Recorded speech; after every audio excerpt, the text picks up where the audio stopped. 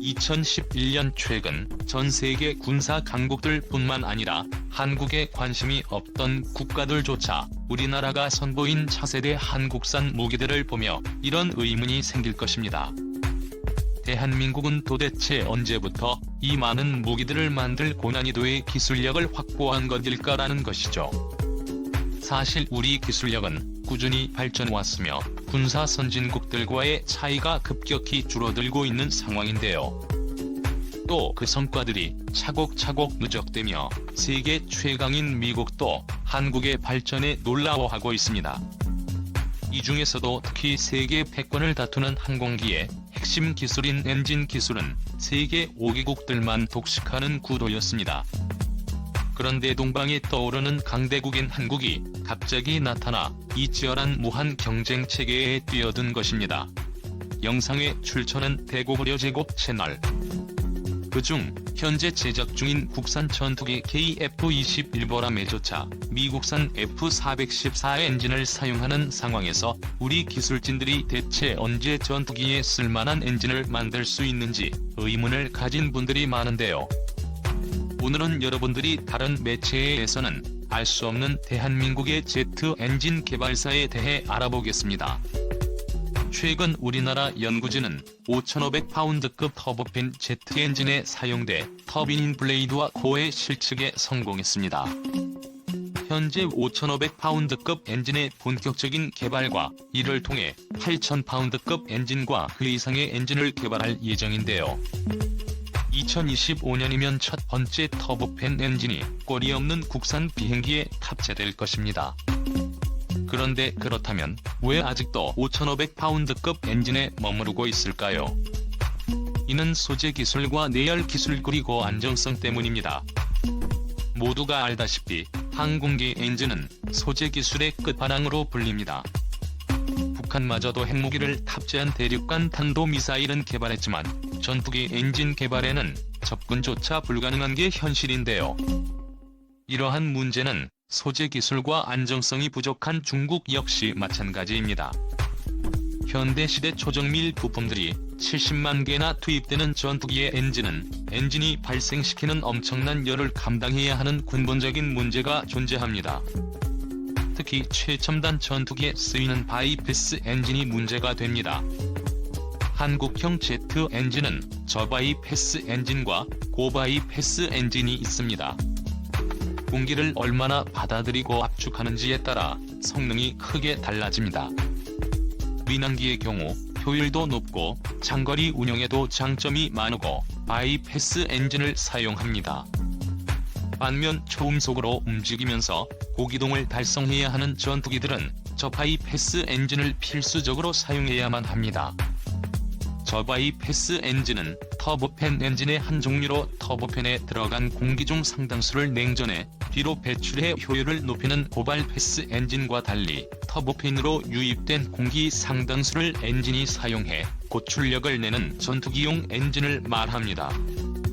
그런데 이러한 과정에서 안전성에 관한 문제가 발생해 저바이패스 엔진의 개발이 그리 간단하지 않게 되는 것인데요.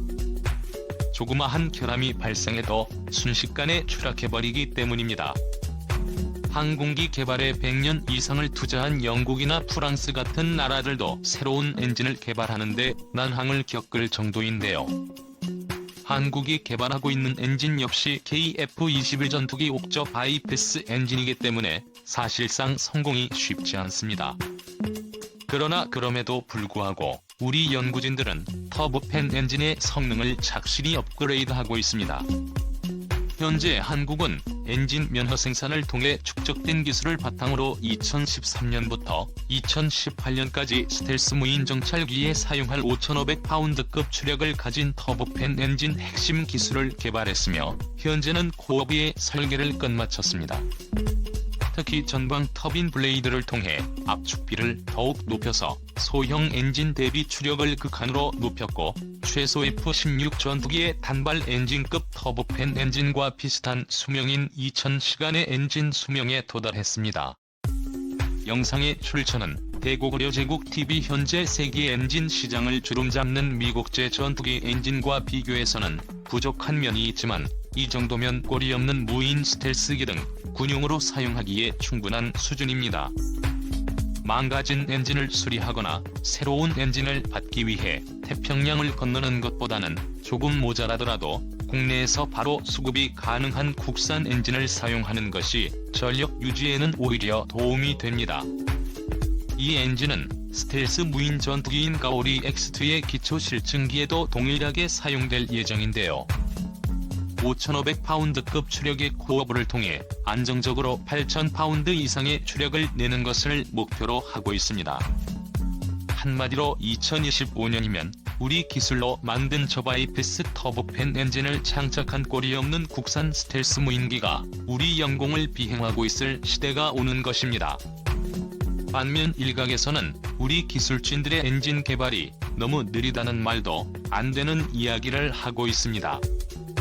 대한민국도 40대를 도입한 5세대 스텔스 전투기에 F-35 전투기가 사용하는 F-135 엔진의 최대 추력이 28,000파운드인데다 애플 번호를 사용할 시 43,000파운드에 달하는데 이제 5,500파운드급 엔진을 개발해서야 언제 미국을 따라잡느냐는 언론 기자들의 주장이 나온 것입니다. 오죽하면 지금 우리나라의 일부 국민들조차 한국의 국방력이 뛰어나봤자 얼마나 대단하겠느냐며 반대하는 사람들이 많습니다. 또 다른 일각에서는 그래봤자 미국의 발끝에도 못 미친다고 하시는 분들이 많은데요. 그런데 사실이 그렇지 않습니다. 우리가 생각해 봐야 할 것이 한국은 이제 전투기 엔진 개발에 뛰어든 지 불과 몇 년도 되지 않았다는 것입니다. 그동안 우리 연구진이 군용 제트 엔진을 제작하기 위해 들인 노력을 알게 된다면 감히 그런 말을 할 수 없을 것이 분명한데요. 대한민국이 본격적으로 항공기용 엔진을 개발한 것은 극히 최근의 일입니다. 그 중에서도 전투기용 제트 엔진을 개발하기 시작한 것은 2000년대 이후라 해도 과언이 아닙니다. 우리 손으로 만들었다는 국산 초음속 훈련기인 T-50조차 미국산 엔진을 사용했는데 현재는 제트 엔진을 만들 수 있는 반열까지 오른 것입니다. 그동안 한국은 제대로 된 제트 엔진을 개발하지 못했습니다만 지금은 다릅니다. 지금은 상당한 기술을 보유하고 있는 게 사실인데요. 과거 한국은 1980년대부터 제트 엔진의 기초적인 뿌리부터 구축하기 시작했습니다. 그것은 바로 한국형 순항미사일을 개발하기 위해 프랑스, 러시아 등 여러 나라들과 함께 터보제트 엔진 개발을 시작한 것인데요. 그 결과물이 한국형 함대함 순항미사일용 엔진인 760기의 터보팬 엔진입니다. 순항미사일 엔진은 드론 등에 탑재하는 소형급 엔진과 비슷한 성질을 보이며 기술적 연관성이 상당합니다. 즉 KF-21 전투기 같은 대형 전투기나 UN-12 같은 대형 드론에 탑재하기 위한 거대한 엔진을 개발하려면 소형 엔진부터 시작해 차근차근 계단식 개발을 진행하는 것이 합리적인데요. 한국형 760기의 엔진의 추력은 미국산 하푼 미사일 엔진과 비슷했으며 엔진의 제어를 지속적으로 변경하는 동적 제어 능력까지 추가한 것으로 동시대 다른 모델 대비 우수한 모델입니다. 영상의 출처는 대고구려 제국 채널.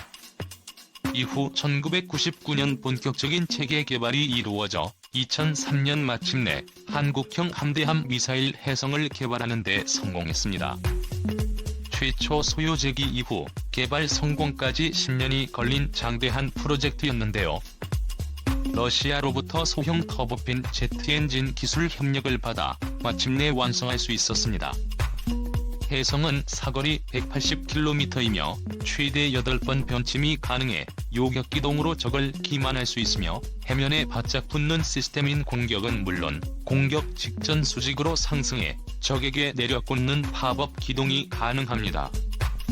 이러한 순항 엔진을 바탕으로 제작된 터보팬 엔진은 시간이 지날수록 성능이 더욱 뛰어나지며 제트 엔진의 면허 생산에 성공하며 고난이도의 기술력을 축적하게 될 것입니다. 가장 기쁜 소식으로 최근에는 KF-21 탑재할 엔진의 라이선스 생산을 한국이 시작했는데요.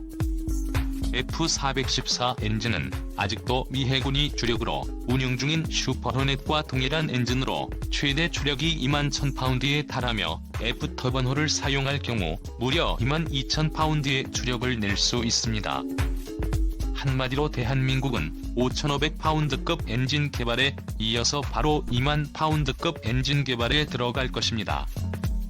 대한민국은 필요한 성능을 정확히 파악하고 그에 맞춰 현실적인 계획을 세운 뒤 철저한 검증을 거쳐 만들어야 제대로 된 무기를 만들 수 있는데요. 한국의 옆 나라인 중국과 일본은 기술 과시용으로 허세 무기를 만들었지만 제대로 생산을 하지 못하는 것을 보면 그만큼 독자 개발이 얼마나 어려운지를 알 수 있습니다. 하지만 한국은 이런 일본과 달리 새롭게 선보이는 무기 체계를 모두 성공시키며 전 세계를 놀라게 만들고 있습니다. 현재 한국은 지금 개발하는 전투기 엔진으로 또다시 세계를 놀라게 할 것입니다. 그만큼 한국의 기술력은 과거 대비 놀랍도록 발전했군요. 오늘 영상 여기서 마치겠습니다. 여러분들의 구독과 알림 설정이 좋은 영상을 만드는 데 많은 도움이 됩니다.